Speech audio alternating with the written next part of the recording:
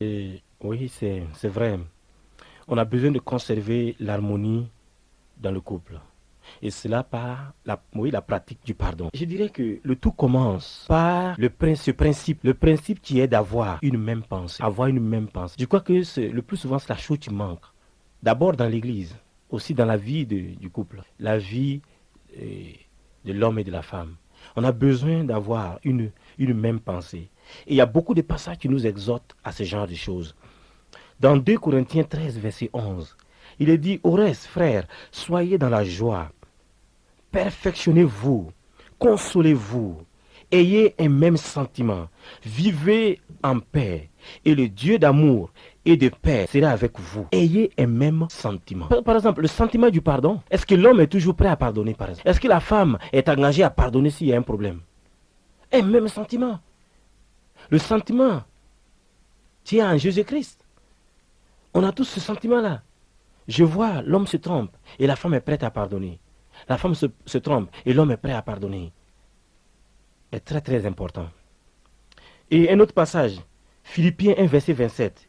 Il est dit, seulement conduisez-vous d'une manière digne de l'évangile de Christ, afin que, soit que je vienne vous voir, soit que je reste absent, j'entends dire de vous que vous demeurez ferme dans un même esprit, combattant d'une même âme pour la foi de l'évangile. Un même esprit, une même âme. Regardez, si nous avons ça dans le couple, si nous avons cela dans notre foyer, on est déjà parti. Je pense à ce passage de Philippiens 2, verset 2 aussi. Il est dit, rendez ma joie parfaite. Ayez un même sentiment, un même amour, une même âme, une même pensée. Et j'aime bien la définition de ce passage-là. Un même sentiment. Auto-phronété dans le grec. Ça parle, l'Apollo ici leur demande d'être disposé à avoir un esprit orienté dans une seule direction. Regardez, je suis avec ma femme et nous avons un esprit orienté dans une seule direction. Regardez ce que ça fait. Harmonie. Le diable peut venir, il peut pousser des cornes dans tous les sens et nous avons une harmonie, c'est sûr. Et ce principe, on le trouve dans Éphésiens 4,16 aussi. Lorsque l'apôtre Paul compare chaque croyant à un membre du corps, on est tous membres des mêmes corps. Regardez, même ça touche l'église. Si dans l'église, tout le monde regarde dans la même direction, on regarde dans la même direction que notre pasteur. Quand est-ce qu'on aura le temps même de parler contre le pasteur? Oh, on n'a pas le temps. On regarde dans la même direction. Et quand est-ce que la femme aura le temps de parler contre son mari? Elle regarde dans la même direction que son mari. Quand est-ce que l'homme aura le temps pour s'élever contre sa femme? Il faut dans la même direction. Oh, c'est tellement vrai. Taux auto-phronété. Peut-être mémoriser ça. Taux auto-phronété. Dans l'église et dans le couple, la même direction. Chaque enfant de Dieu, chaque enfant du Seigneur est conçu pour jouer ce rôle-là. On est conçu pour jouer un rôle précis dans le plan de Dieu. Dans le plan de Dieu. Marcher, vivre, regarder dans la même direction. Mais vous savez, aujourd'hui, on ne court qu'après les bénédictions. C'est vrai, on a une grosse part des bénédictions.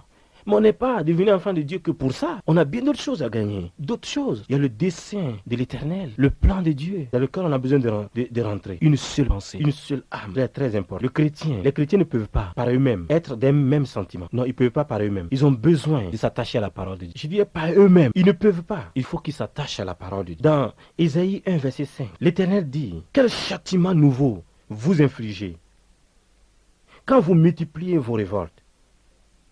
La tête entière est malade et tout le cœur est souffrant. Ça, c'est l'homme. La description du cœur de l'homme. La tête entière est malade et le cœur est souffrant. Donc l'homme par lui-même, il ne peut pas. Il ne peut pas. Et on voit David qui a crié à Dieu parce qu'il ne trouvait personne pour partager ses convictions. Il dit, sauve-moi, Éternel, car les hommes pieux s'en vont. Les fidèles disparaissent parmi les fils de l'homme.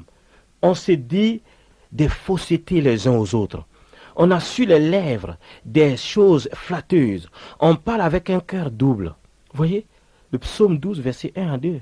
Avant que deux personnes puissent avoir un même sentiment, il faut que chacune d'elles ait la parole de Dieu pour fondement. Donc l'homme doit avoir la parole de Dieu pour fondement, la femme doit avoir la parole de Dieu pour fondement. C'est ainsi qu'on peut avoir la même pensée. Vous voyez, cela est très important. Donc prenons cela à cœur, considérons les choses. Dans le psaume 57, verset 7, il est dit, l'herbe sèche, la fleur tombe, mais la parole de notre Dieu subsiste éternellement. On a quelque chose d'éternel sur laquelle on peut fonder notre vie. Et l'homme et la femme ont besoin de fonder leur vie sur la parole de Dieu. Donc, si on veut avoir une même pensée, on a besoin d'avoir une pensée renouvelée. Une pensée renouvelée. Et je dirais, une chose qui est très importante pour que toutes ces choses fonctionnent. Parlant de la même pensée, il y a une autre chose qui me vient à l'esprit. C'est d'avoir une vraie amitié dans le couple. Une vraie amitié. C'est très très important. Une vraie amitié. Et ça, ce qui est rare. Même dans l'église, on doit avoir une vraie amitié. Être vrai avec notre pasteur. Être vrai avec notre femme. Être vrai avec notre mari. Et tout ça, c'est très